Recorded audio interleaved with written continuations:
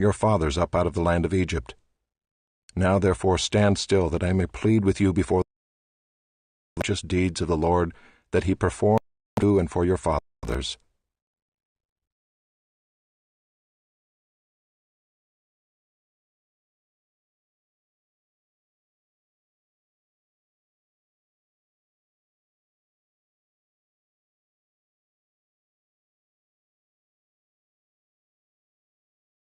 When Jacob went into Egypt, and the Egyptians oppressed them, then your fathers cried out to the Lord, and the Lord sent Moses and Aaron, who brought your fathers out of Egypt, and made them dwell in this place. But they forgot the Lord their God, and he sold them into the hand of Sisera, commander of the army of Hazor, and into the hand of the Philistines, and into the hand of the king of Moab. And they fought against them. And they cried out to the Lord, and said, We have sinned, because we have forsaken the Lord, and have served the Baals and the Ashtaroth. But now deliver us out of the hand of our enemies, that we may serve you. And the Lord sent Jerubbaal, and Barak, and Jephthah, and Samuel, and delivered you out of the hand of your enemies on every side, and you lived in safety. And when you saw that Nahash the king of the Ammonites came against you, you said to me, No, but a king shall reign over us, when the Lord your God was king. And now behold the king whom you have chosen, for whom you have asked. Behold, the Lord has set a king over you. If you will fear the Lord and serve him, and obey his voice, and not rebel against the commandment of the Lord, and if both you and the king who reigns over you will follow the Lord your God, it will be well. But if you will not obey the voice of the Lord, but rebel against the commandment of the Lord, then the hand of the Lord will be against you and your king. Now therefore stand still, and see this great thing that the Lord will do before your eyes. Is it not wheat harvest today? I will call upon the Lord, that he may send thunder and rain. And you shall know and see that your wickedness is great, which you have done in the sight of the Lord, in asking for yourselves a king. So Samuel called upon the Lord, and the Lord sent thunder and rain that day, and all the people greatly feared the Lord and Samuel.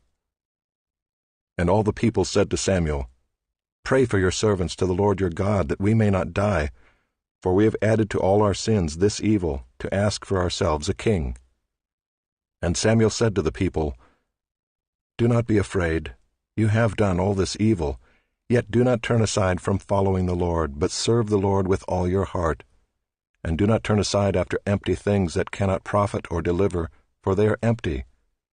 For the Lord will not forsake his people, for his great name's sake, because it has pleased the Lord to make you a people for himself.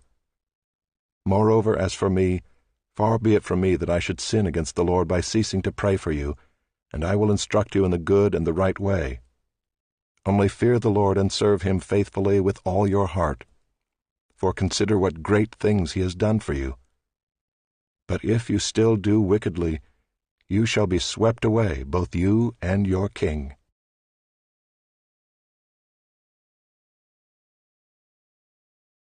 Chapter 13.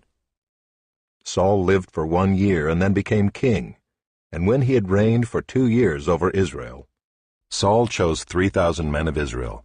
2,000 were with Saul in Michmash and the hill country of Bethel, and 1,000 were with Jonathan in Gibeah of Benjamin. The rest of the people he sent home, every man to his tent. Jonathan defeated the garrison of the Philistines that was at Geba, and the Philistines heard of it, and Saul blew the trumpet throughout all the land, saying, Let the Hebrews hear.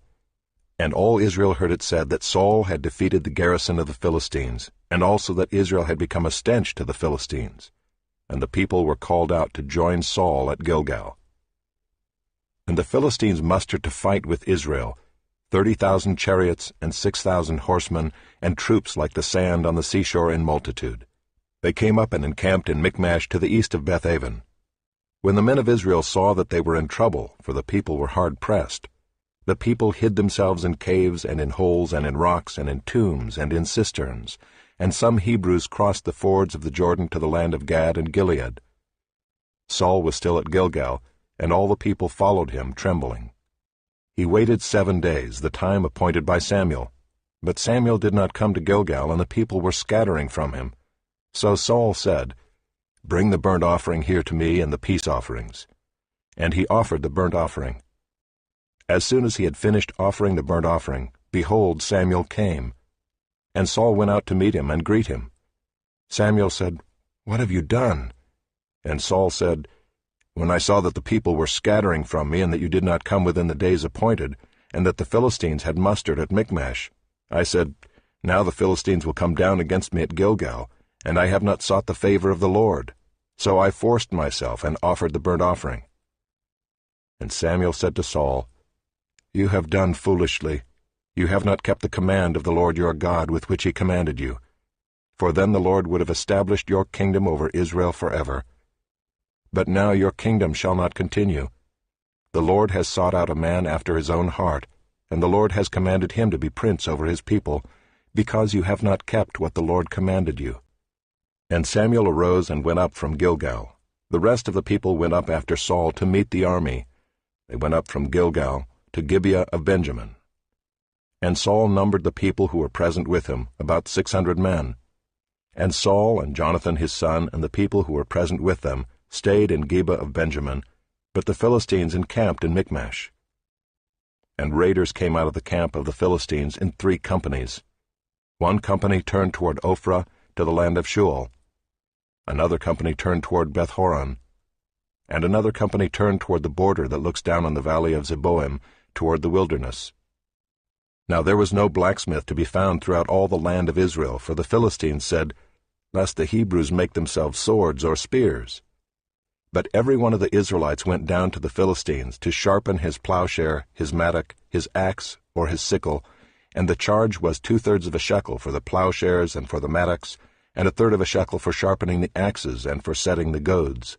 So on the day of the battle there was neither sword nor spear found in the hand of any of the people with Saul and Jonathan, but Saul and Jonathan his son had them. And the garrison of the Philistines went out to the pass of Michmash.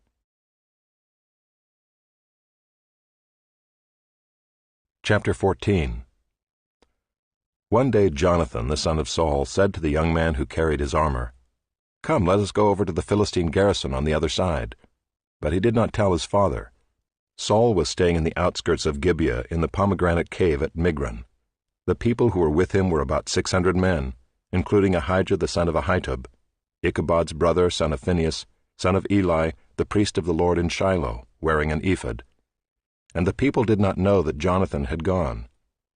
Within the passes by which Jonathan sought to go over to the Philistine garrison, there was a rocky crag on the one side and a rocky crag on the other side. The name of the one was Bozez, and the name of the other Seneh.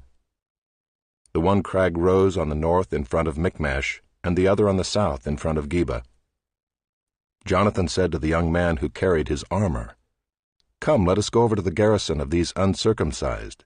It may be that the Lord will work for us, for nothing can hinder the Lord from saving by many or by few." And his armor-bearer said to him, "Do all that is in your heart, do as you wish. Behold, I am with you heart and soul."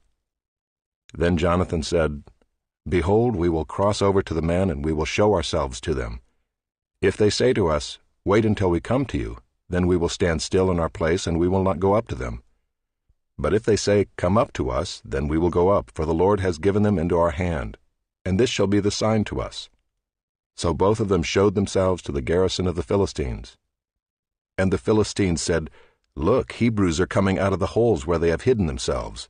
And the men of the garrison hailed Jonathan and his armor-bearer and said, "Come up to us, and we will show you a thing." And Jonathan said to his armor-bearer, "Come up after me, for the Lord has given them into the hand of Israel." Then Jonathan climbed up on his hands and feet, and his armor-bearer after him. And they fell before Jonathan, and his armor-bearer killed them after him.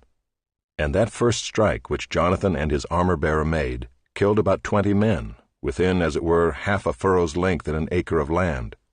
And there was a panic in the camp, in the field, and among all the people. The garrison and even the raiders trembled, the earth quaked, and it became a very great panic. And the watchmen of Saul and Gibeah of Benjamin looked, and behold, the multitude was dispersing here and there. Then Saul said to the people who were with him, "Count and see who has gone from us." And when they had counted, behold, Jonathan and his armor-bearer were not there.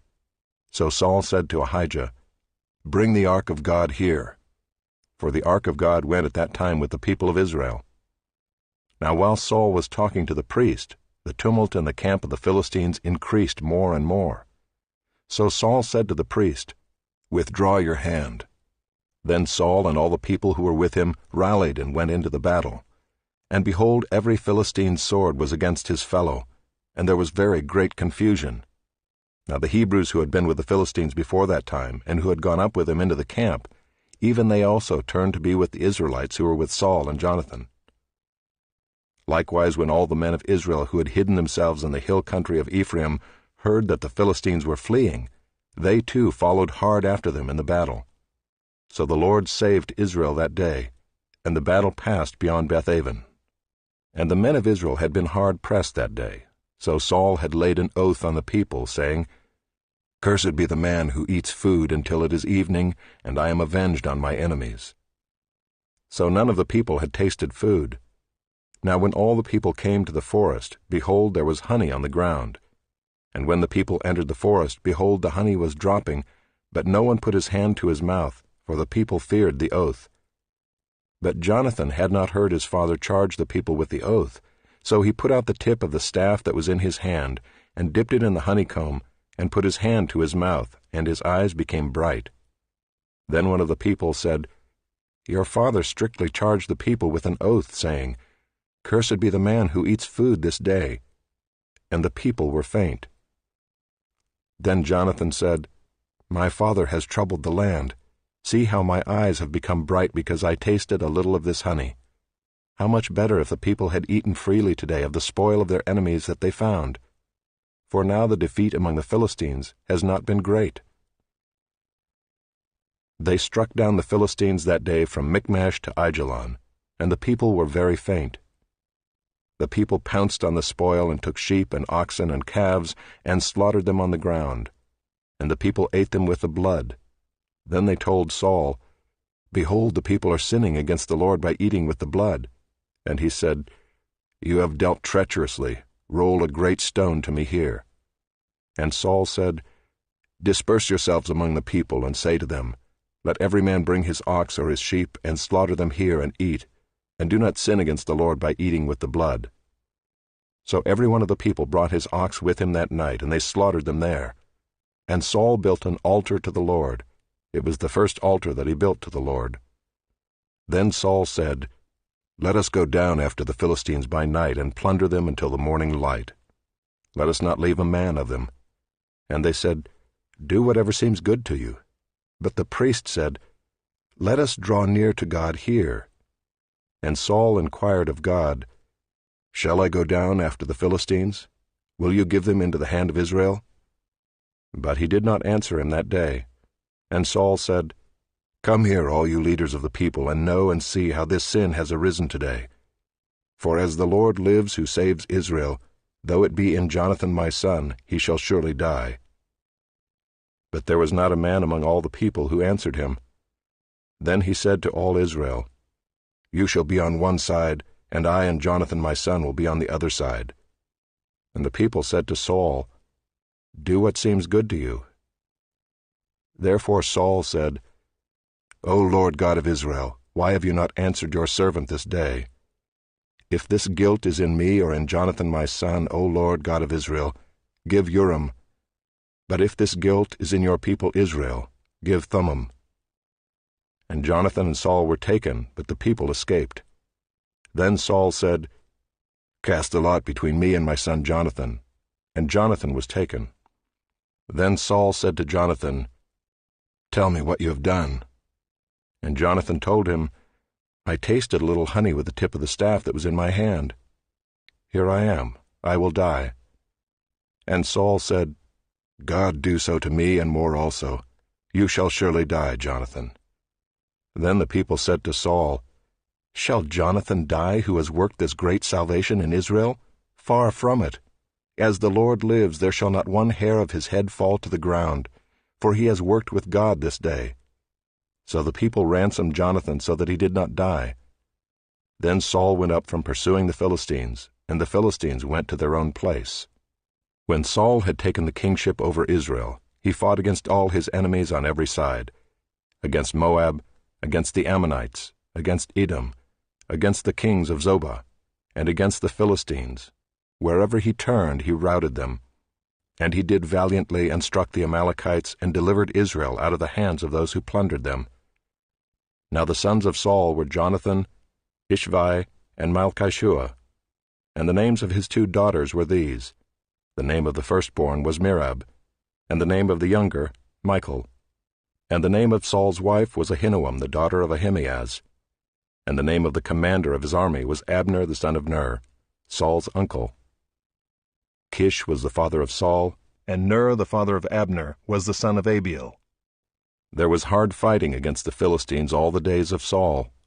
And when Saul saw any strong man or any valiant man, he attached him to himself.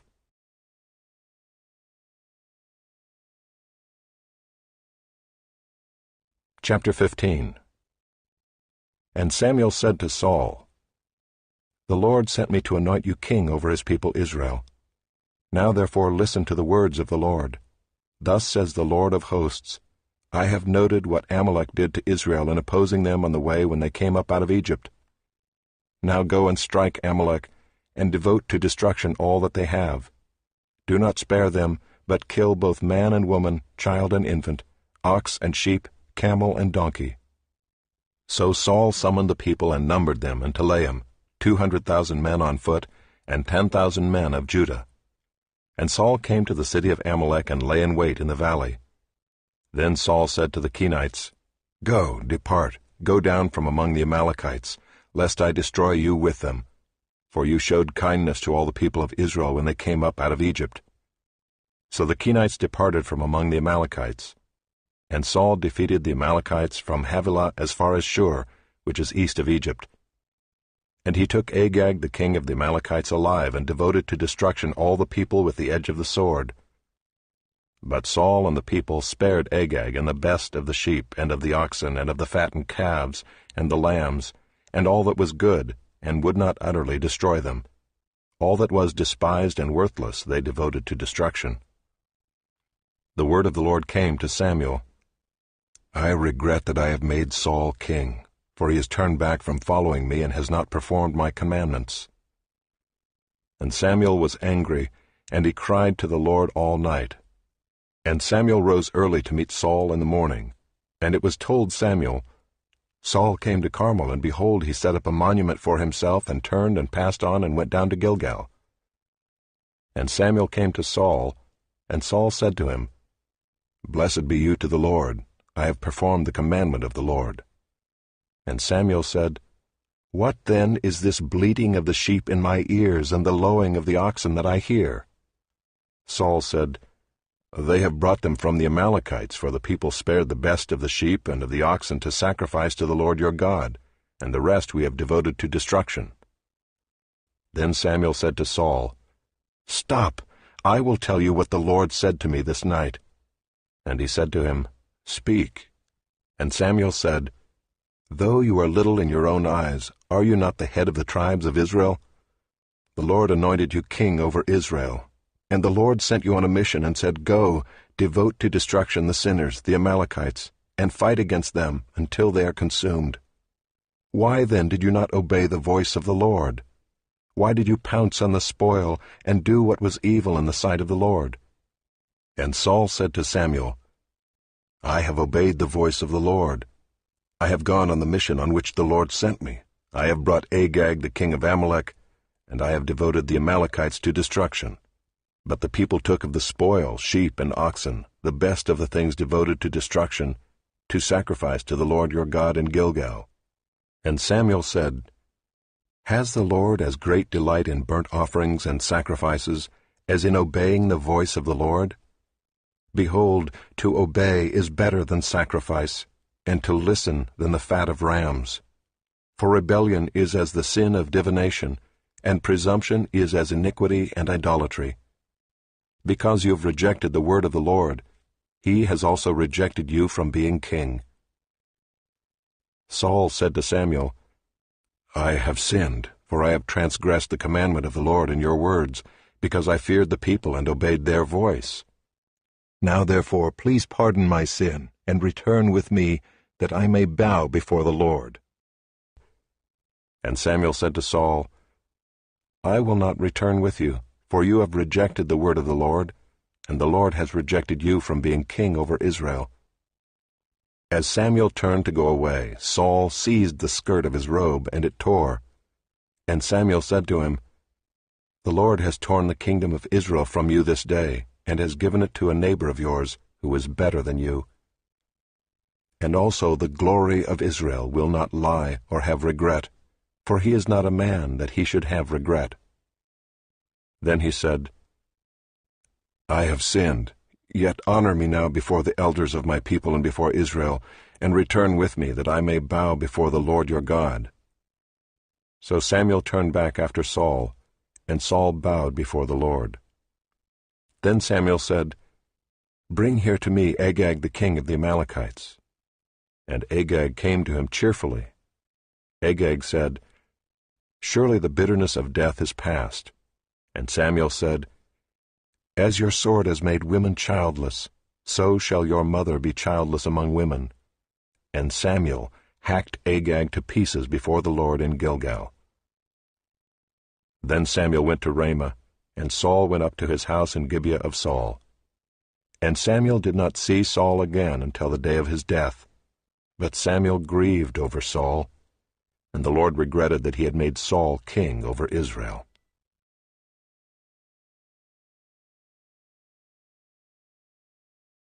Chapter 16. The Lord said to Samuel, How long will you grieve over Saul, since I have rejected him from being king over Israel? Fill your horn with oil, and go. I will send you to Jesse the Bethlehemite, for I have provided for myself a king among his sons. And Samuel said, How can I go? If Saul hears it, he will kill me. And the Lord said, Take a heifer with you, and say, I have come to sacrifice to the Lord. And invite Jesse to the sacrifice, and I will show you what you shall do. And you shall anoint for me him whom I declare to you. Samuel did what the Lord commanded, and came to Bethlehem. The elders of the city came to meet him trembling, and said, Do you come peaceably? And he said, Peaceably, I have come to sacrifice to the Lord. Consecrate yourselves, and come with me to the sacrifice. And he consecrated Jesse and his sons, and invited them to the sacrifice. When they came, he looked on Eliab, and thought, Surely the Lord's anointed is before him. But the Lord said to Samuel, Do not look on his appearance or on the height of his stature, because I have rejected him. For the Lord sees not as man sees. Man looks on the outward appearance, but the Lord looks on the heart. Then Jesse called Abinadab, and made him pass before Samuel. And he said, Neither has the Lord chosen this one. Then Jesse made Shammah pass by, and he said, Neither has the Lord chosen this one. And Jesse made 7 of his sons pass before Samuel. And Samuel said to Jesse, The Lord has not chosen these. Then Samuel said to Jesse, Are all your sons here? And he said, There remains yet the youngest, but behold, he is keeping the sheep. And Samuel said to Jesse, Send and get him, for we will not sit down till he comes here. And he sent and brought him in. Now he was ruddy and had beautiful eyes and was handsome. And the Lord said, Arise, anoint him, for this is he. Then Samuel took the horn of oil, and anointed him in the midst of his brothers. And the Spirit of the Lord rushed upon David from that day forward, and Samuel rose up and went to Ramah. Now the Spirit of the Lord departed from Saul, and a harmful spirit from the Lord tormented him. And Saul's servants said to him, Behold now, a harmful spirit from God is tormenting you. Let our Lord now command your servants who are before you to seek out a man who is skillful in playing the lyre, and when the harmful spirit from God is upon you, he will play it, and you will be well. So Saul said to his servants, Provide for me a man who can play well, and bring him to me. One of the young men answered, Behold, I have seen a son of Jesse the Bethlehemite, who is skillful in playing, a man of valor, a man of war, prudent in speech, and a man of good presence, and the Lord is with him. Therefore Saul sent messengers to Jesse, and said, Send me David your son, who is with the sheep. And Jesse took a donkey laden with bread and a skin of wine and a young goat, and sent them by David his son to Saul. And David came to Saul and entered his service. And Saul loved him greatly, and he became his armor-bearer. And Saul sent to Jesse, saying, Let David remain in my service, for he has found favor in my sight. And whenever the harmful spirit from God was upon Saul, David took the lyre and played it with his hand. So Saul was refreshed and was well, and the harmful spirit departed from him.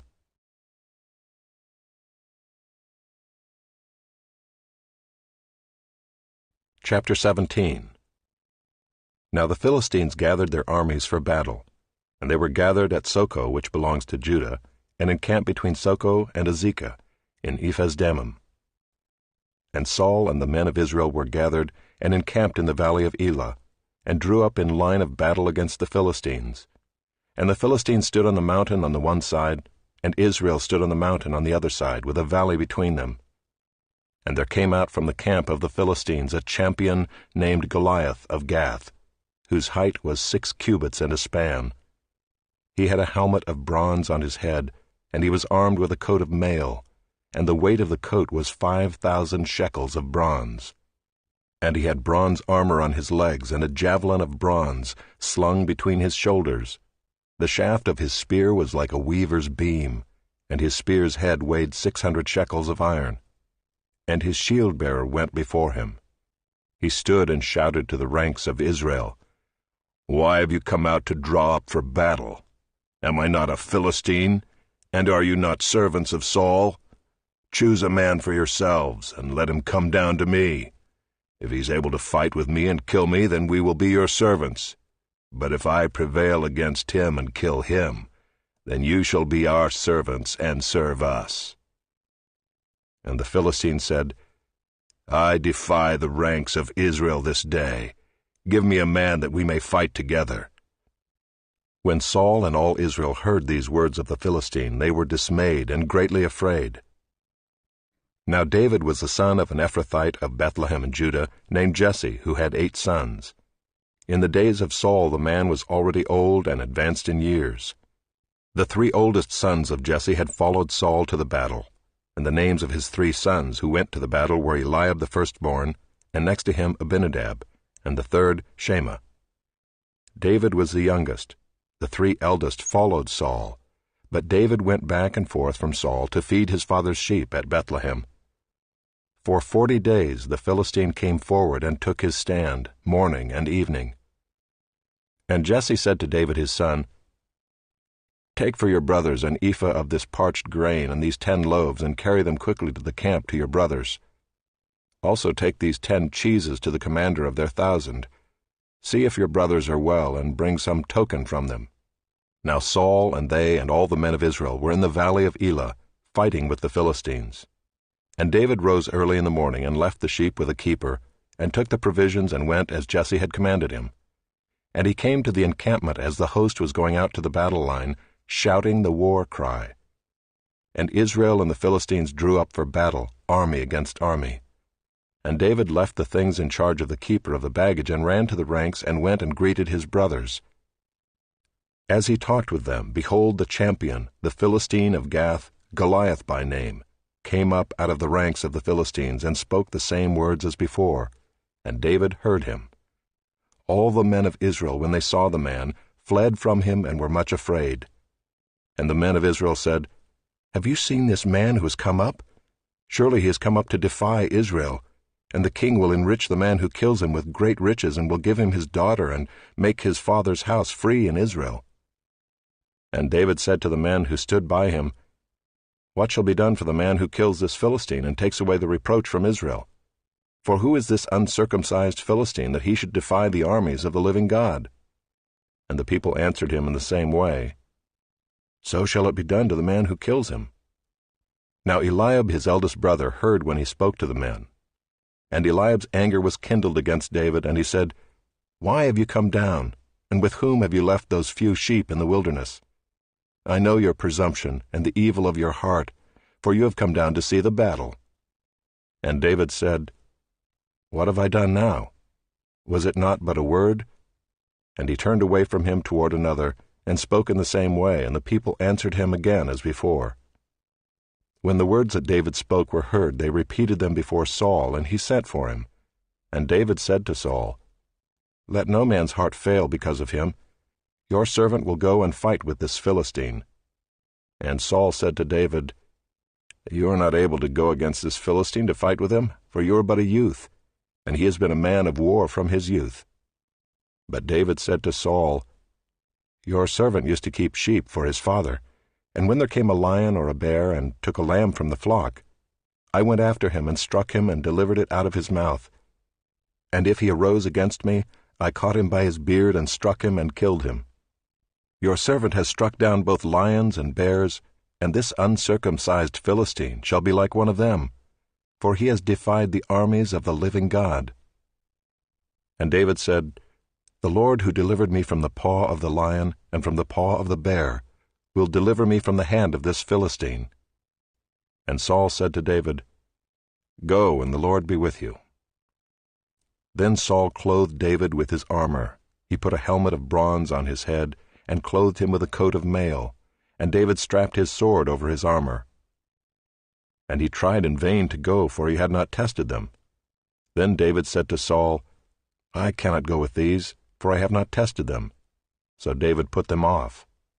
Then he took his staff in his hand and chose 5 smooth stones from the brook, and put them in his shepherd's pouch. His sling was in his hand, and he approached the Philistine. And the Philistine moved forward and came near to David, with his shield-bearer in front of him. And when the Philistine looked and saw David, he disdained him, for he was but a youth, ruddy and handsome in appearance. And the Philistine said to David, "Am I a dog that you come to me with sticks?" And the Philistine cursed David by his gods. The Philistine said to David, "Come to me, and I will give your flesh to the birds of the air and to the beasts of the field."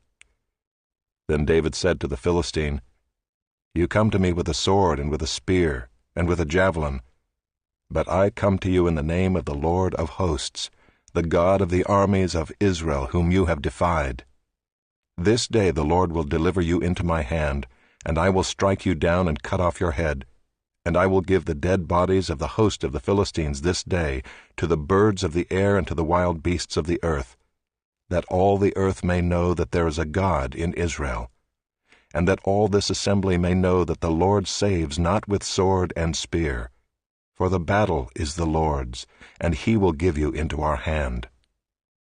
When the Philistine arose and came and drew near to meet David, David ran quickly toward the battle line to meet the Philistine. And David put his hand in his bag and took out a stone and slung it and struck the Philistine on his forehead.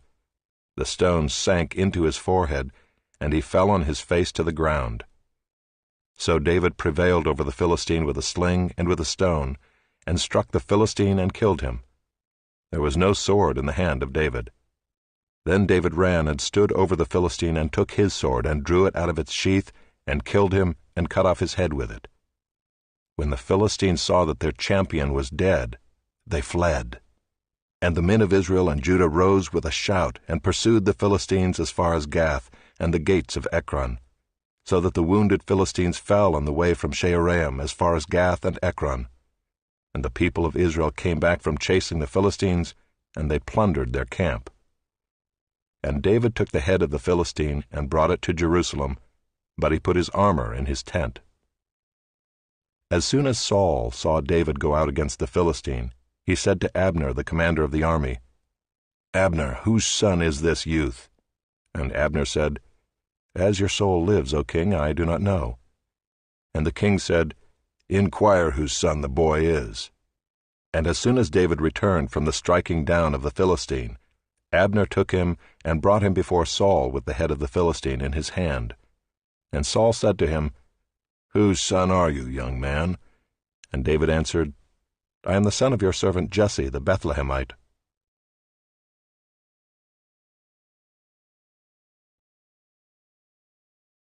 Chapter 18. As soon as he had finished speaking to Saul, the soul of Jonathan was knit to the soul of David, and Jonathan loved him as his own soul. And Saul took him that day and would not let him return to his father's house. Then Jonathan made a covenant with David because he loved him as his own soul.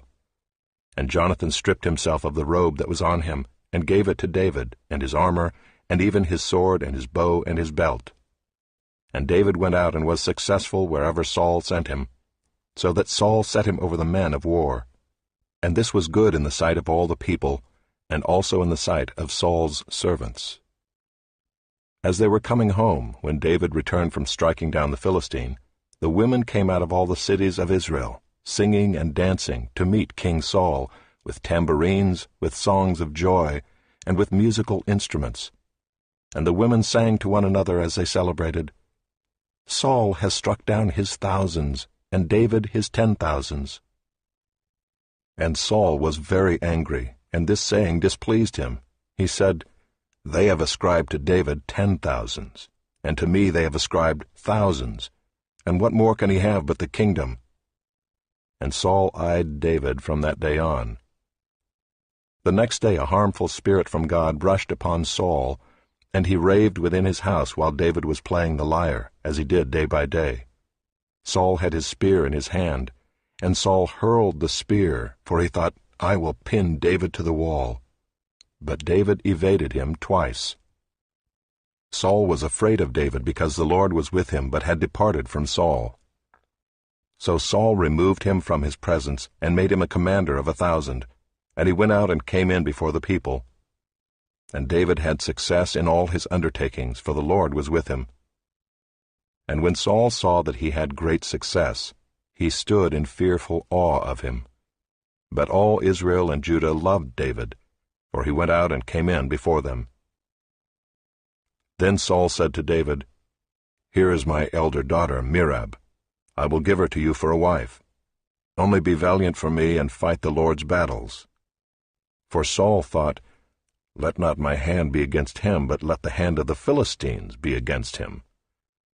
And David said to Saul, "Who am I and who are my relatives, my father's clan in Israel, that I should be son-in-law to the king?" But at the time when Merab, Saul's daughter, should have been given to David, she was given to Adriel the Meholathite for a wife. Now Saul's daughter Michal loved David, and they told Saul, and the thing pleased him. Saul thought, "Let me give her to him, that she may be a snare for him, and that the hand of the Philistines may be against him." Therefore Saul said to David a second time, "You shall now be my son-in-law." And Saul commanded his servants, "Speak to David in private, and say, 'Behold, the king has delight in you, and all his servants love you. Now then become the king's son-in-law.'" And Saul's servants spoke these words in the ears of David. And David said, "Does it seem to you a little thing to become the king's son-in-law, since I am a poor man and have no reputation?" And the servants of Saul told him, "Thus and so did David speak." Then Saul said, "Thus shall you say to David, the king desires no bride price except 100 foreskins of the Philistines, that he may be avenged of the king's enemies." Now Saul thought to make David fall by the hand of the Philistines. And when his servants told David these words, it pleased David well to be the king's son-in-law. Before the time had expired, David arose and went along with his men, and killed 200 of the Philistines. And David brought their foreskins, which were given in full number, to the king, that he might become the king's son-in-law. And Saul gave him his daughter Michal for a wife. But when Saul saw and knew that the Lord was with David, and that Michal, Saul's daughter, loved him, Saul was even more afraid of David. So Saul was David's enemy continually. Then the commanders of the Philistines came out to battle, and as often as they came out, David had more success than all the servants of Saul, so that his name was highly esteemed.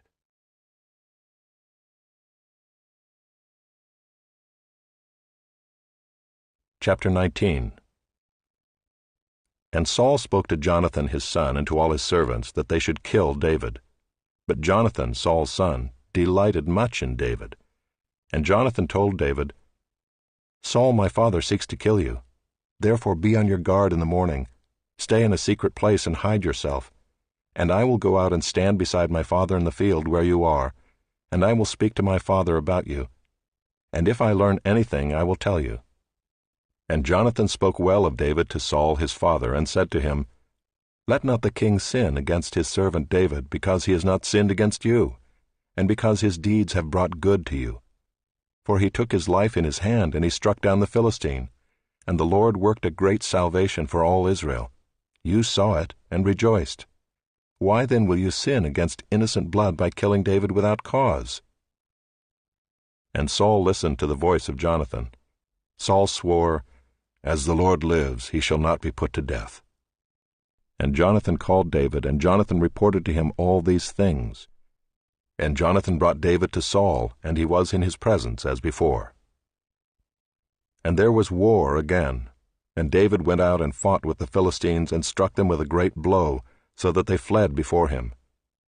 Then a harmful spirit from the Lord came upon Saul as he sat in his house with his spear in his hand, and David was playing the lyre. And Saul sought to pin David to the wall with a spear, but he eluded Saul, so that he struck the spear into the wall. And David fled and escaped that night.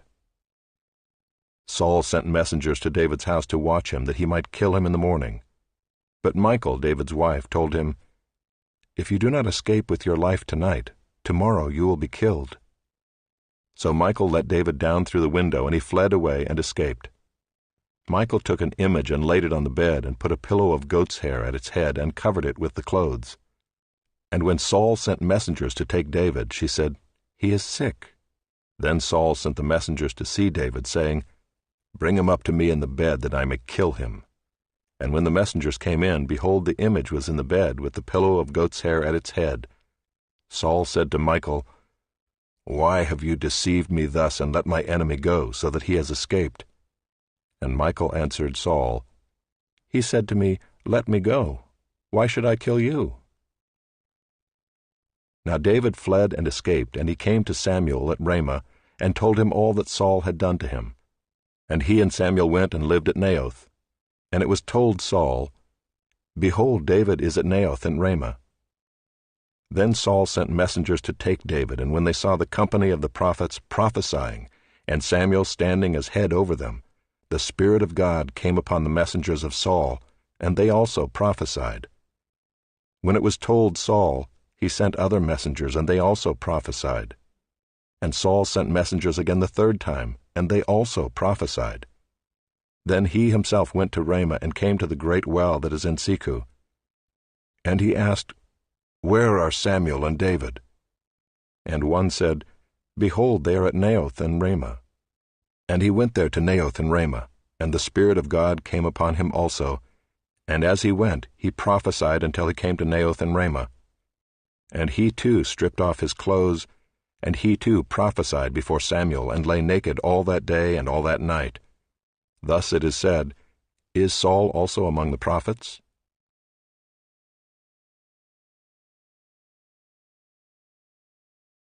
Chapter 20. Then David fled from Naioth and Ramah, and came and said before Jonathan, "What have I done? What is my guilt? And what is my sin before your father, that he seeks my life?" And he said to him, "Far from it, you shall not die.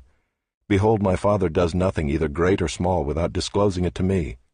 And why should my father hide this from me? It is not so." But David vowed again, saying, "Your father knows well that I have found favor in your eyes, and he thinks, 'Do not let Jonathan know this, lest he be grieved.' But truly as the Lord lives, and as your soul lives, there is but a step between me and death." Then Jonathan said to David, "Whatever you say, I will do for you." David said to Jonathan, "Behold, tomorrow is the new moon, and I should not fail to sit at table with the king. But let me go, that I may hide myself in the field till the third day at evening. If your father misses me at all, then say, 'David earnestly asked leave of me to run to Bethlehem his city, for there is a yearly sacrifice there for all the clan.' If he says, 'Good,' it will be well with your servant. But if he is angry, then know that harm is determined by him. Therefore deal kindly with your servant, for you have brought your servant into a covenant of the Lord with you. But if there is guilt in me, kill me yourself, for why should you bring me to your father?" And Jonathan said, "Far be it from you. If I knew that it was determined by my father that harm should come to you, would I not tell you?" Then David said to Jonathan, "Who will tell me if your father answers you roughly?" And Jonathan said to David, "Come, let us go out into the field." So they both went out into the field.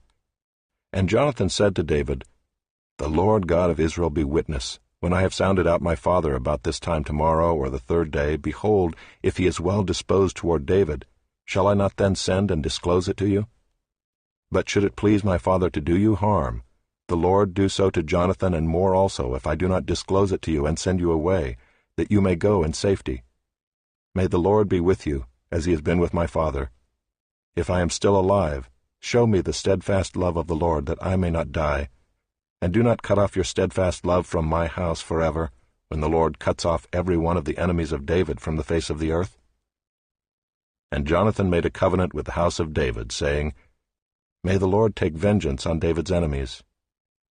And Jonathan made David swear again by his love for him, for he loved him as he loved his own soul. Then Jonathan said to him, "Tomorrow is the new moon, and you will be missed, because your seat will be empty.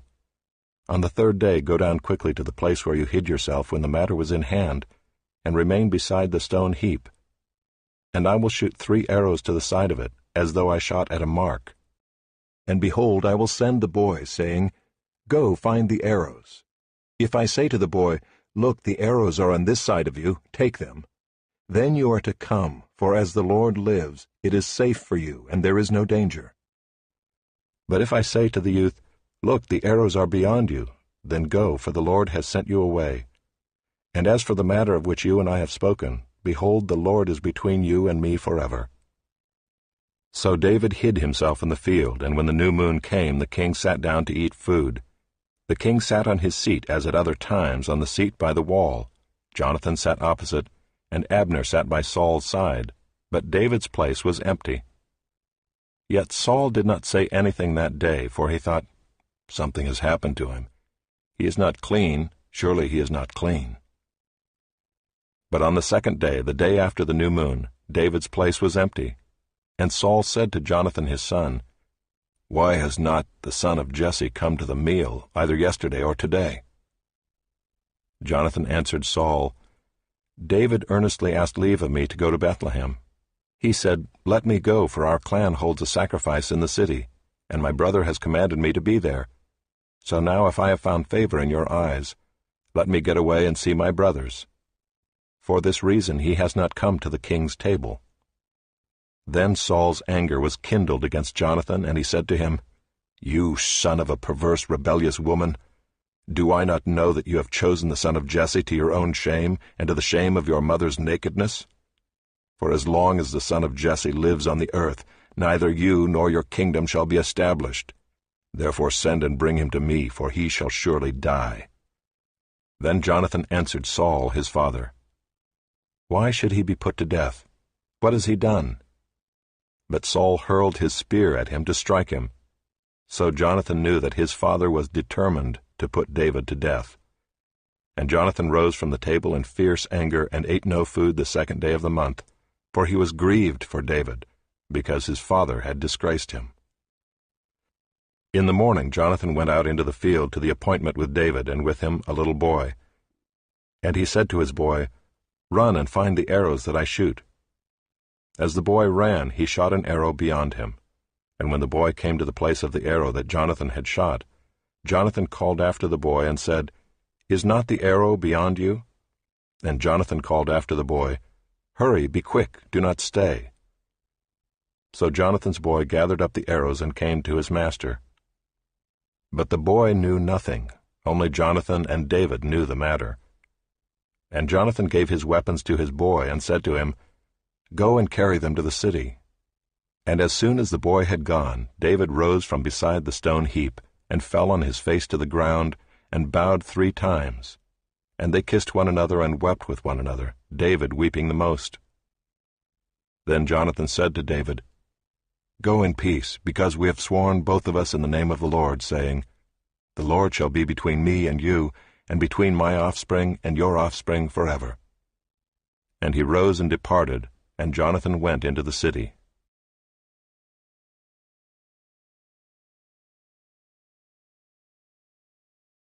Chapter 21.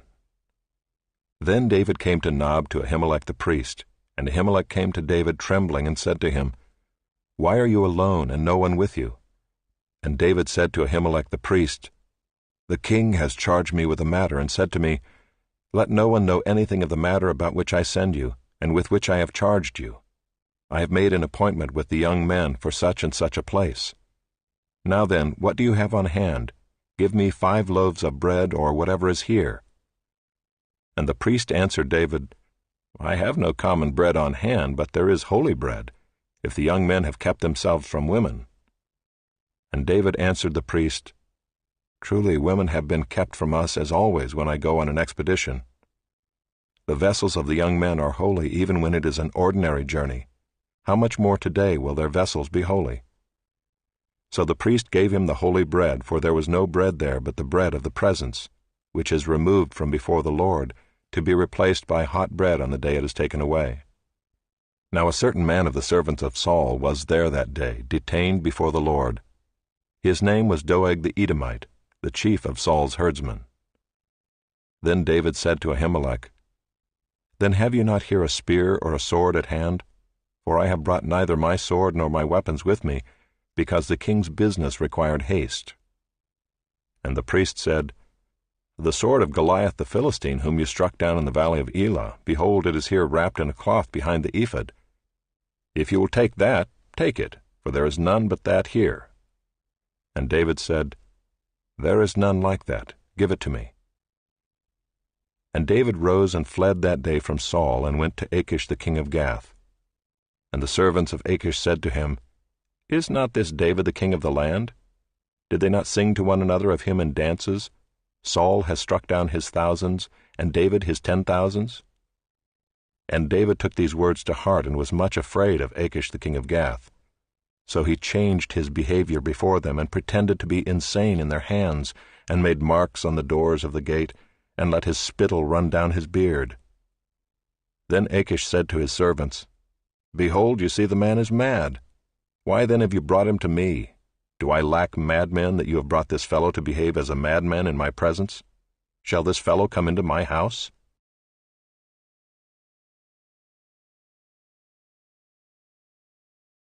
Chapter 22. David departed from there and escaped to the cave of Adullam. And when his brothers and all his father's house heard it, they went down there to him. And everyone who was in distress, and everyone who was in debt, and everyone who was bitter in soul, gathered to him. And he became commander over them. And there were with him about 400 men. And David went from there to Mizpah of Moab. And he said to the king of Moab, Please let my father and my mother stay with you, till I know what God will do for me. And he left them with the king of Moab, and they stayed with him all the time that David was in the stronghold. Then the prophet Gad said to David, Do not remain in the stronghold. Depart and go into the land of Judah. So David departed and went into the forest of Hereth. Now Saul heard that David was discovered, and the men who were with him. Saul was sitting at Gibeah under the tamarisk tree on the height, with his spear in his hand, and all his servants were standing about him. And Saul said to his servants who stood about him, Hear now, people of Benjamin. Will the son of Jesse give every one of you fields and vineyards? Will he make you all commanders of thousands and commanders of hundreds, that all of you have conspired against me? No one discloses to me when my son makes a covenant with the son of Jesse. None of you is sorry for me, or discloses to me that my son has stirred up my servant against me, to lie in wait, as at this day. Then answered Doeg the Edomite, who stood by the servants of Saul, I saw the son of Jesse coming to Nob, to Ahimelech the son of Ahitub, and he inquired of the Lord for him, and gave him provisions, and gave him the sword of Goliath the Philistine. Then the king sent to summon Ahimelech the priest, the son of Ahitub, and all his father's house, the priests who were at Nob, and all of them came to the king.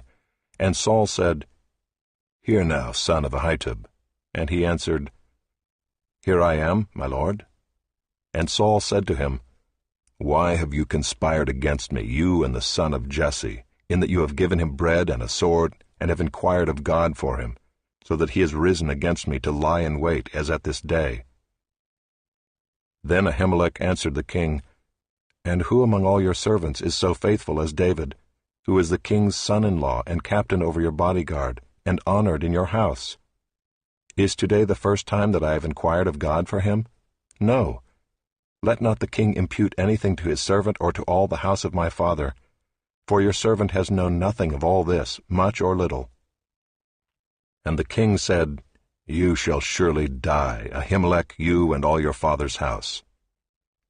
And the king said to the guard who stood about him, Turn and kill the priests of the Lord, because their hand also is with David, and they knew that he fled and did not disclose it to me. But the servants of the king would not put out their hand to strike the priests of the Lord. Then the king said to Doeg, You turn and strike the priests. And Doeg the Edomite turned and struck down the priests, and he killed on that day 85 persons who wore the linen ephod.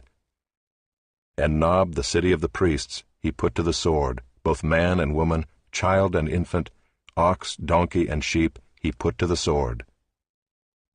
But one of the sons of Ahimelech, the son of Ahitub, named Abiathar, escaped and fled after David. And Abiathar told David that Saul had killed the priests of the Lord.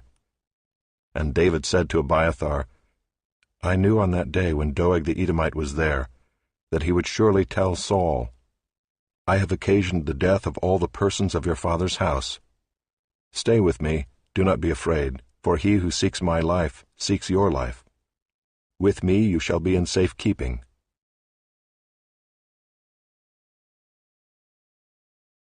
Chapter 23. Now they told David, Behold, the Philistines are fighting against Keilah and are robbing the threshing floors. Therefore David inquired of the Lord, Shall I go and attack these Philistines? And the Lord said to David, Go and attack the Philistines and save Keilah. But David's men said to him, Behold, we are afraid here in Judah. How much more, then, if we go to Keilah against the armies of the Philistines? Then David inquired of the Lord again, and the Lord answered him, Arise, go down to Keilah, for I will give the Philistines into your hand. And David and his men went to Keilah and fought with the Philistines, and brought away their livestock, and struck them with a great blow. So David saved the inhabitants of Keilah. When Abiathar the son of Ahimelech had fled to David to Keilah, he had come down with an ephod in his hand. Now it was told Saul that David had come to Keilah.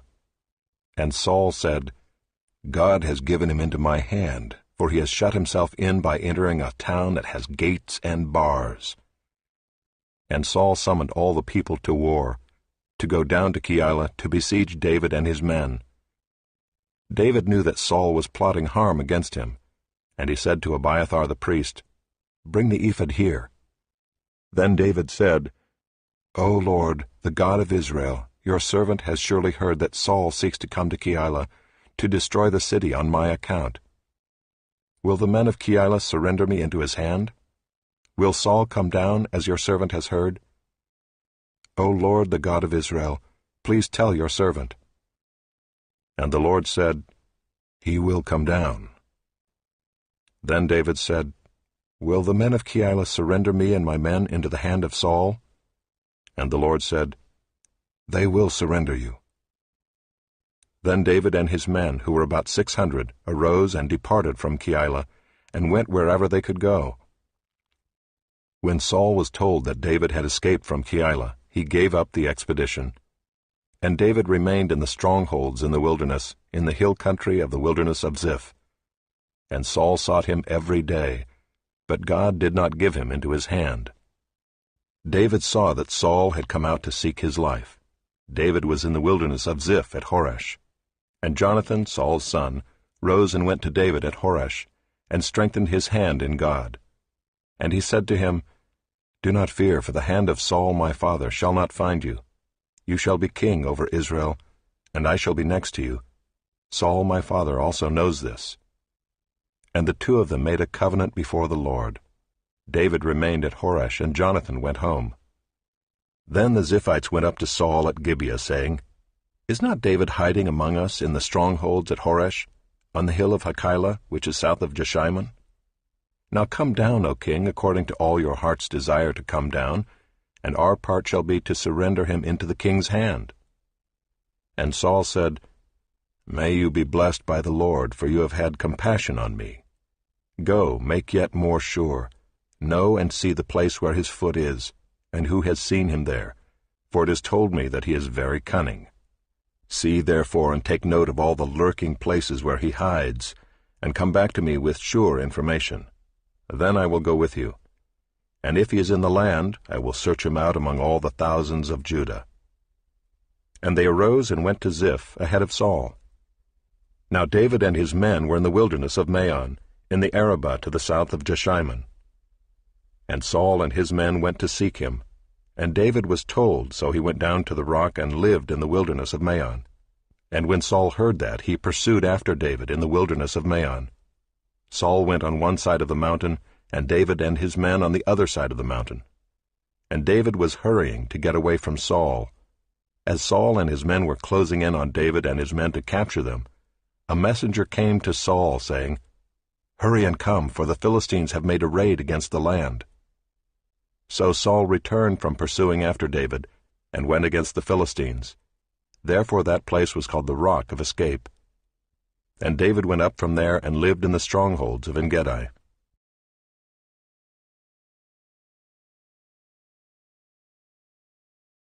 Chapter 24. When Saul returned from following the Philistines, he was told, "Behold, David is in the wilderness of En-gedi." Then Saul took 3,000 chosen men out of all Israel, and went to seek David and his men in front of the wild goats' rocks. And he came to the sheepfolds by the way, where there was a cave, and Saul went in to relieve himself. Now David and his men were sitting in the innermost parts of the cave. And the men of David said to him, "Here is the day of which the Lord said to you, Behold, I will give your enemy into your hand, and you shall do to him as it shall seem good to you." Then David arose and stealthily cut off a corner of Saul's robe. And afterward David's heart struck him, because he had cut off a corner of Saul's robe. He said to his men, "The Lord forbid that I should do this thing to my Lord, the Lord's anointed, to put out my hand against him, seeing he is the Lord's anointed." So David persuaded his men with these words, and did not permit them to attack Saul. And Saul rose up and left the cave and went on his way. Afterward David also arose and went out of the cave and called after Saul, "My lord the king." And when Saul looked behind him, David bowed with his face to the earth and paid homage. And David said to Saul, "Why do you listen to the words of men who say, Behold, David seeks your harm? Behold, this day your eyes have seen how the Lord gave you today into my hand in the cave, and some told me to kill you, but I spared you. I said, I will not put out my hand against my Lord, for he is the Lord's anointed. See, my father, see the corner of your robe in my hand. For by the fact that I cut off the corner of your robe and did not kill you, you may know and see that there is no wrong or treason in my hands. I have not sinned against you, though you hunt my life to take it. May the Lord judge between me and you. May the Lord avenge me against you, but my hand shall not be against you. As the proverb of the ancients says, Out of the wicked comes wickedness, but my hand shall not be against you. After whom has the king of Israel come out? After whom do you pursue? After a dead dog, after a flea. May the Lord therefore be judge and give sentence between me and you, and see to it and plead my cause and deliver me from your hand." As soon as David had finished speaking these words to Saul, Saul said, "Is this your voice, my son David?" And Saul lifted up his voice and wept. He said to David, "You are more righteous than I, for you have repaid me good, whereas I have repaid you evil. And you have declared this day how you have dealt well with me, in that you did not kill me when the Lord put me into your hands. For if a man finds his enemy, will he let him go away safe? So may the Lord reward you with good for what you have done to me this day. And now, behold, I know that you shall surely be king, and that the kingdom of Israel shall be established in your hand. Swear to me, therefore, by the Lord, that you will not cut off my offspring after me, and that you will not destroy my name out of my father's house." And David swore this to Saul. Then Saul went home, but David and his men went up to the stronghold.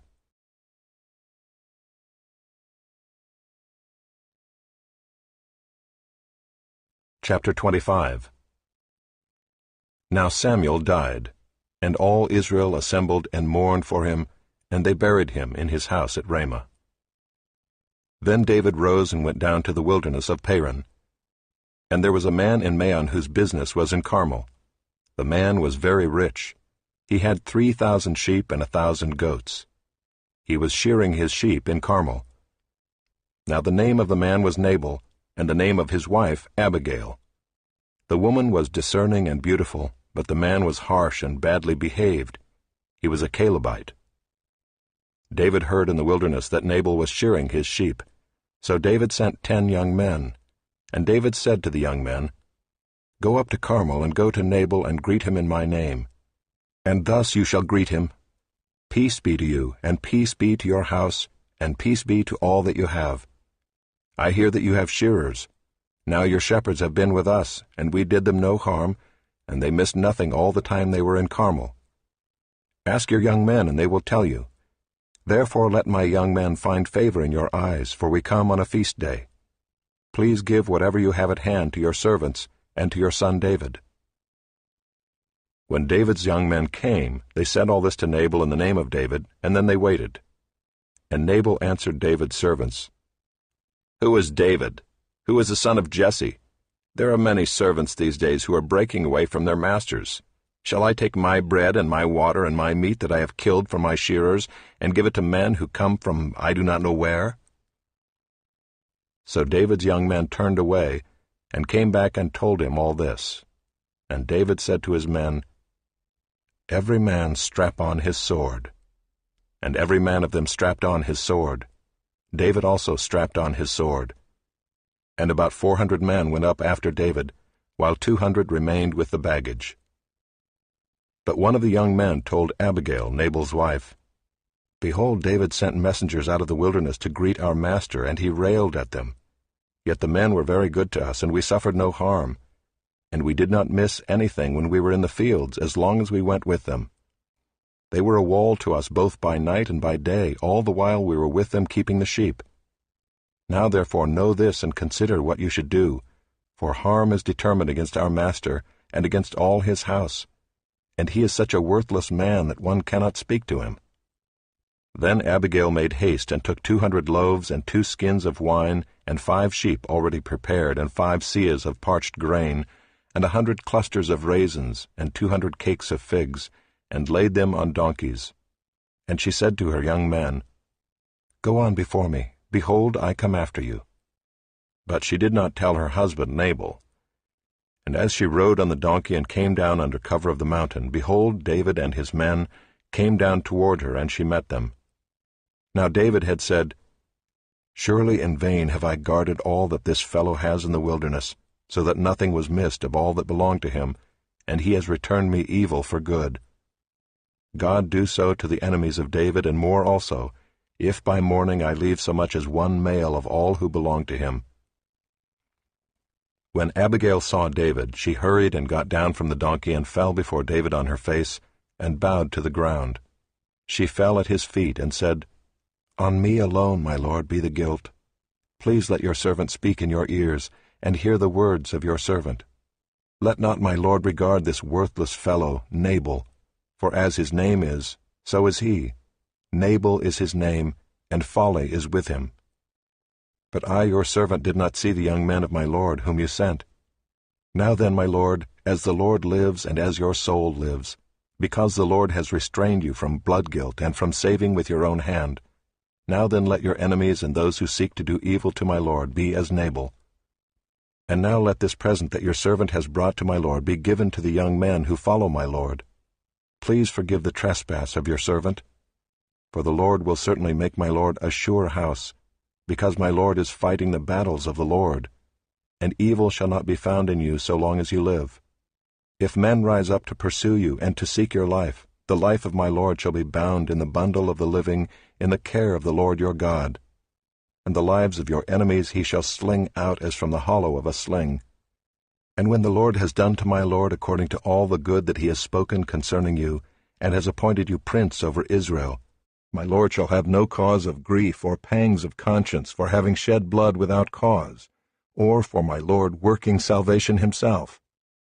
And when the Lord has dealt well with my lord, then remember your servant." And David said to Abigail, "Blessed be the Lord, the God of Israel, who sent you this day to meet me.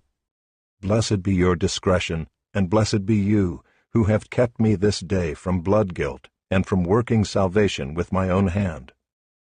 For as surely as the Lord, the God of Israel, lives, who has restrained me from hurting you, unless you had hurried and come to meet me, truly by morning there had not been left to Nabal so much as one male."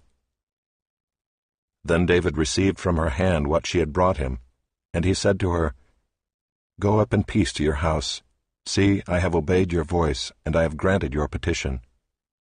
And Abigail came to Nabal, and behold, he was holding a feast in his house, like the feast of a king.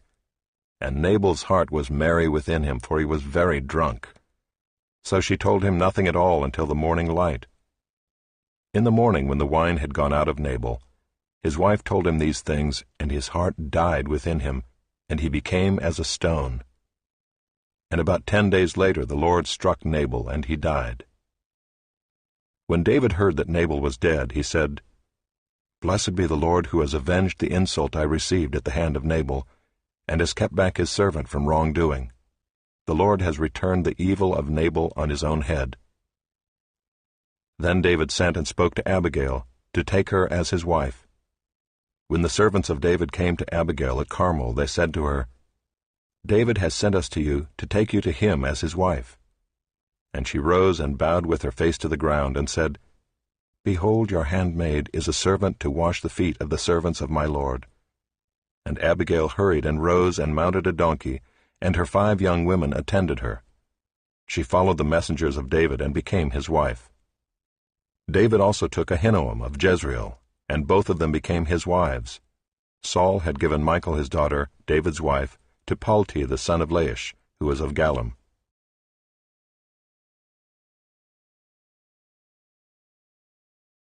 Chapter 26. Then the Ziphites came to Saul at Gibeah, saying, "Is not David hiding himself on the hill of Hachilah, which is on the east of Jeshimon?" So Saul arose, and went down to the wilderness of Ziph with 3,000 chosen men of Israel to seek David in the wilderness of Ziph. And Saul encamped on the hill of Hachilah, which is beside the road on the east of Jeshimon. But David remained in the wilderness. When he saw that Saul came after him into the wilderness, David sent out spies and learned that Saul had indeed come. Then David rose and came to the place where Saul had encamped. And David saw the place where Saul lay, with Abner the son of Ner, the commander of his army. Saul was lying within the encampment, while the army was encamped around him. Then David said to Ahimelech the Hittite, and to Joab's brother Abishai the son of Zeruiah, "Who will go down with me into the camp to Saul?" And Abishai said, "I will go down with you." So David and Abishai went to the army by night. And there lay Saul, sleeping within the encampment, with his spear stuck in the ground at his head, and Abner and the army lay around him. Then Abishai said to David, "God has given your enemy into your hand this day. Now please let me pin him to the earth with one stroke of the spear, and I will not strike him twice." But David said to Abishai, "Do not destroy him, for who can put out his hand against the Lord's anointed, and be guiltless?" And David said, "As the Lord lives, the Lord will strike him, or his day will come to die, or he will go down into battle and perish. The Lord forbid that I should put out my hand against the Lord's anointed. But take now the spear that is at his head, and the jar of water, and let us go." So David took the spear and the jar of water from Saul's head, and they went away.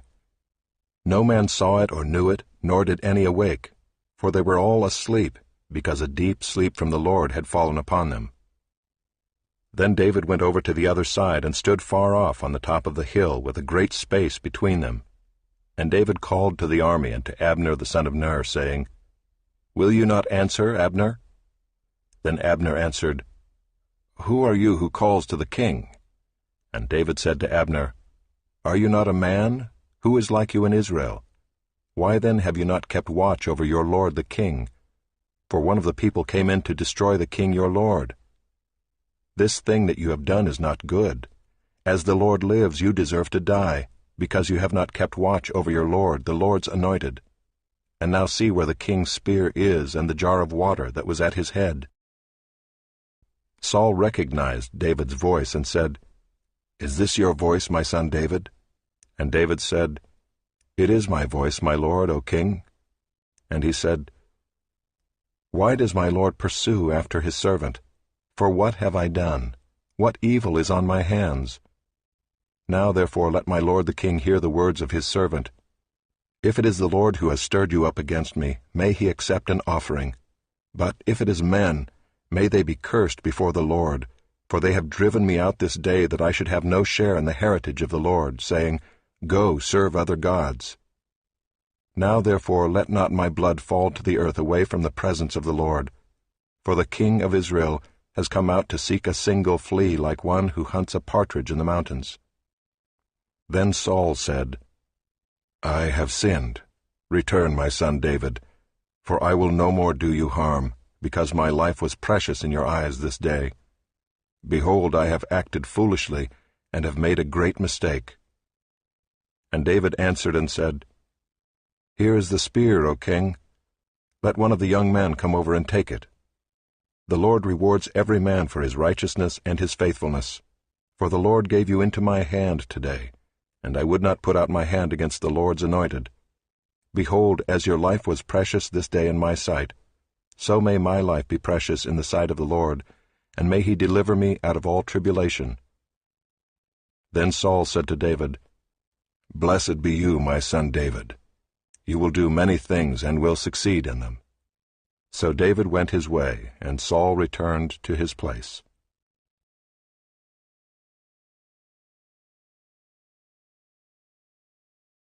Chapter 27. Then David said in his heart, "Now I shall perish one day by the hand of Saul. There is nothing better for me than that I should escape to the land of the Philistines. Then Saul will despair of seeking me any longer within the borders of Israel, and I shall escape out of his hand." So David arose and went over, he and the 600 men who were with him, to Achish the son of Maoch, king of Gath. And David lived with Achish at Gath, he and his men, every man with his household, and David with his 2 wives, Ahinoam of Jezreel, and Abigail of Carmel, Nabal's widow. And when it was told Saul that David had fled to Gath, he no longer sought him. Then David said to Achish, "If I have found favor in your eyes, let a place be given me in one of the country towns, that I may dwell there.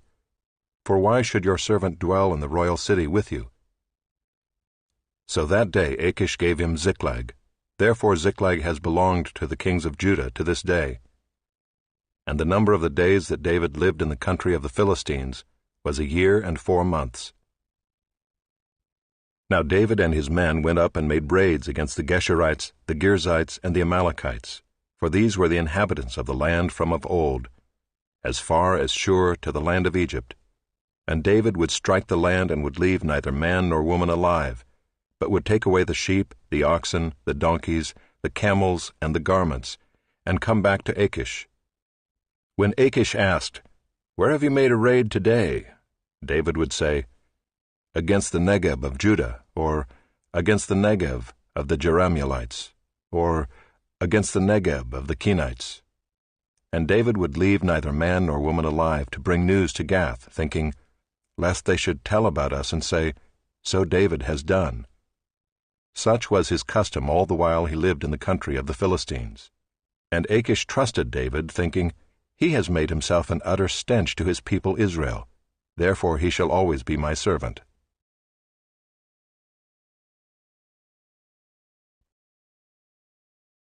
Chapter 28. In those days the Philistines gathered their forces for war, to fight against Israel. And Achish said to David, "Understand that you and your men are to go out with me in the army." David said to Achish, "Very well, you shall know what your servant can do." And Achish said to David, "Very well, I will make you my bodyguard for life." Now Samuel had died, and all Israel had mourned for him, and buried him in Ramah his own city. And Saul had put the mediums and the necromancers out of the land. The Philistines assembled and came and encamped at Shunem. And Saul gathered all Israel, and they encamped at Gilboa. When Saul saw the army of the Philistines, he was afraid, and his heart trembled greatly. And when Saul inquired of the Lord did not answer him, either by dreams, or by Urim, or by prophets. Then Saul said to his servants, "Seek out for me a woman who is a medium, that I may go to her and inquire of her." And his servants said to him, "Behold, there is a medium at Endor." So Saul disguised himself and put on other garments, and went, he and 2 men with him. And they came to the woman by night. And he said, "Divine for me by a spirit, and bring up for me whomever I shall name to you." The woman said to him, "Surely you know what Saul has done, how he has cut off the mediums and the necromancers from the land. Why then are you laying a trap for my life to bring about my death?" But Saul swore to her by the Lord, "As the Lord lives, no punishment shall come upon you for this thing." Then the woman said, "Whom shall I bring up for you?" He said, "Bring up Samuel for me." When the woman saw Samuel, she cried out with a loud voice. And the woman said to Saul, "Why have you deceived me? You are Saul." The king said to her, "Do not be afraid. What do you see?" And the woman said to Saul, "I see a god coming up out of the earth." He said to her, "What is his appearance?" And she said, "An old man is coming up, and he is wrapped in a robe." And Saul knew that it was Samuel, and he bowed with his face to the ground, and paid homage. Then Samuel said to Saul, "Why have you disturbed me by bringing me up?" Saul answered, "I am in great distress, for the Philistines are warring against me, and God has turned away from me, and answers me no more, either by prophets or by dreams. Therefore I have summoned you to tell me what I shall do." And Samuel said, "Why then do you ask me, since the Lord has turned from you and become your enemy? The Lord has done to you as he spoke by me, for the Lord has torn the kingdom out of your hand, and given it to your neighbor David. Because you did not obey the voice of the Lord, and did not carry out his fierce wrath against Amalek. Therefore the Lord has done this thing to you this day. Moreover, the Lord will give Israel also with you into the hand of the Philistines. And tomorrow you and your sons shall be with me. The Lord will give the army of Israel also into the hand of the Philistines." Then Saul fell at once full length on the ground, filled with fear because of the words of Samuel. And there was no strength in him, for he had eaten nothing all day and all night. And the woman came to Saul, and when she saw that he was terrified, she said to him, "Behold, your servant has obeyed you. I have taken my life in my hand, and have listened to what you have said to me. Now therefore you also obey your servant. Let me set a morsel of bread before you, and eat, that you may have strength when you go on your way." He refused and said, "I will not eat." But his servants, together with the woman, urged him, and he listened to their words. So he arose from the earth and sat on the bed. Now the woman had a fattened calf in the house, and she quickly killed it, and she took flour and kneaded it, and baked unleavened bread of it. And she put it before Saul and his servants, and they ate. Then they rose and went away that night.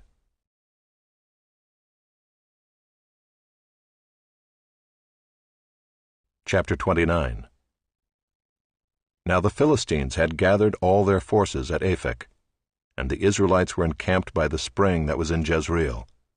As the lords of the Philistines were passing on by hundreds and by thousands, and David and his men were passing on in the rear with Achish, the commanders of the Philistines said, "What are these Hebrews doing here?"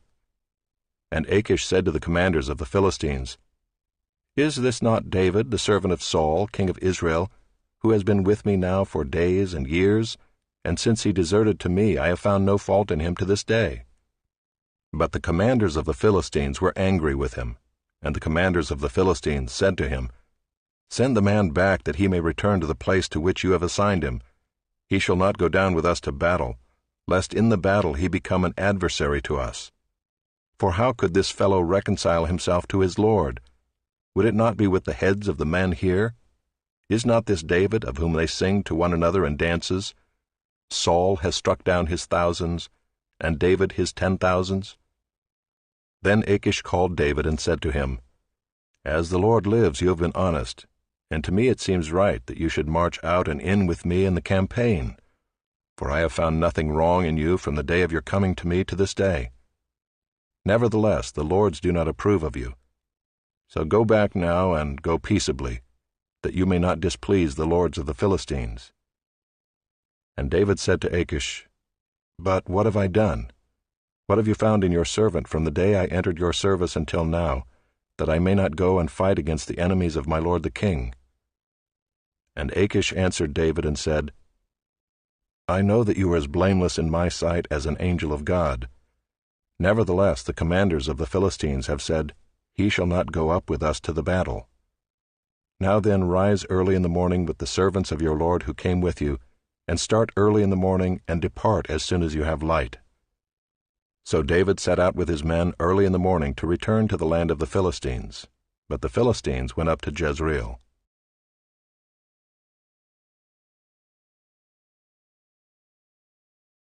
Chapter 30. Now when David and his men came to Ziklag on the third day, the Amalekites had made a raid against the Negeb and against Ziklag. They had overcome Ziklag and burned it with fire, and taken captive the women and all who were in it, both small and great. They killed no one, but carried them off and went their way.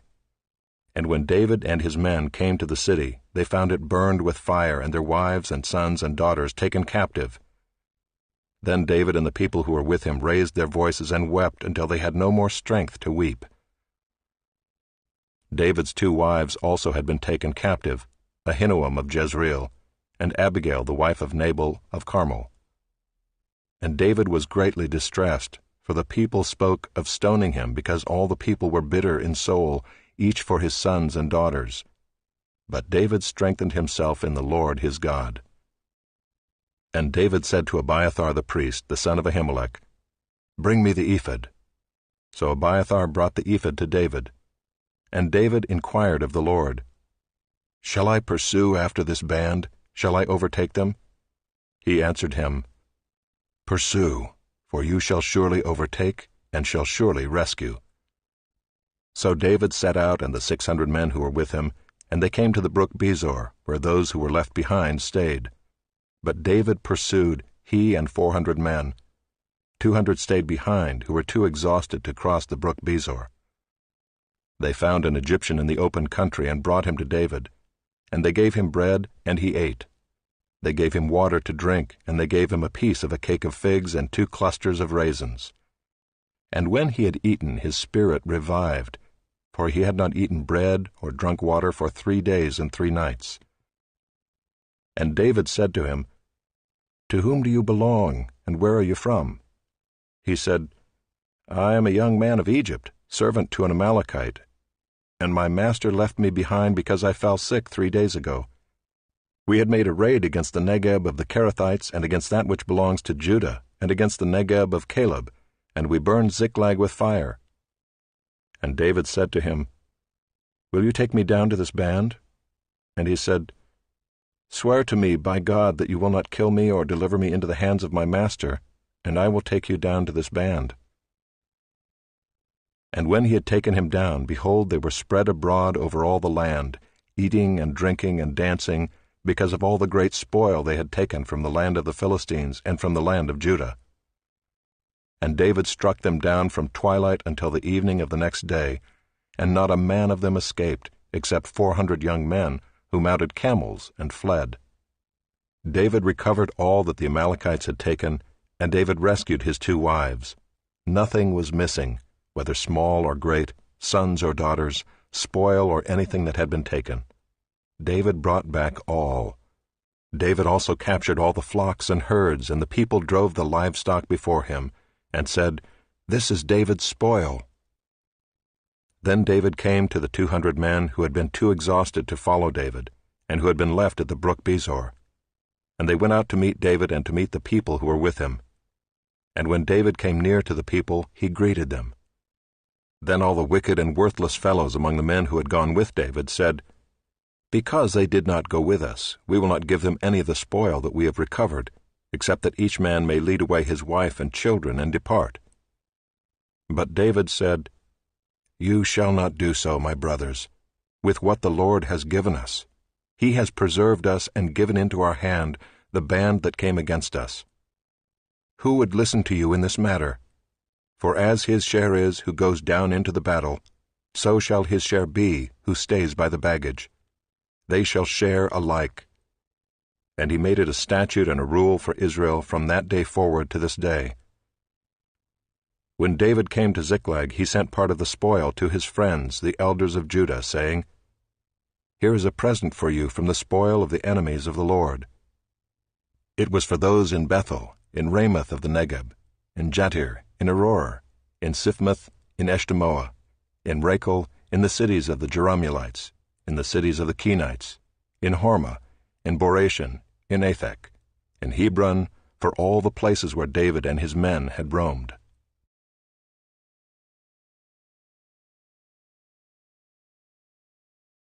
Chapter 31. Now the Philistines were fighting against Israel, and the men of Israel fled before the Philistines, and fell slain on Mount Gilboa. And the Philistines overtook Saul and his sons, and the Philistines struck down Jonathan, and Abinadab, and Malchishua, the sons of Saul. The battle pressed hard against Saul, and the archers found him, and he was badly wounded by the archers. Then Saul said to his armor-bearer, "Draw your sword and thrust me through with it, lest these uncircumcised come and thrust me through, and mistreat me." But his armor-bearer would not, for he feared greatly. Therefore Saul took his own sword, and fell upon it. And when his armor-bearer saw that Saul was dead, he also fell upon his sword, and died with him. Thus Saul died, and his 3 sons, and his armor-bearer, and all his men on the same day together. And when the men of Israel who were on the other side of the valley and those beyond the Jordan saw that the men of Israel had fled, and that Saul and his sons were dead, they abandoned their cities and fled. And the Philistines came and lived in them. The next day, when the Philistines came to strip the slain, they found Saul and his 3 sons fallen on Mount Gilboa. So they cut off his head and stripped off his armor, and sent messengers throughout the land of the Philistines, to carry the good news to the house of their idols and to the people. They put his armor in the temple of Ashtaroth, and they fastened his body to the wall of Bethshan. But when the inhabitants of Jabesh-Gilead heard what the Philistines had done to Saul, all the valiant men arose and went all night, and took the body of Saul and the bodies of his sons from the wall of Bethshan, and they came to Jabesh and burned them there.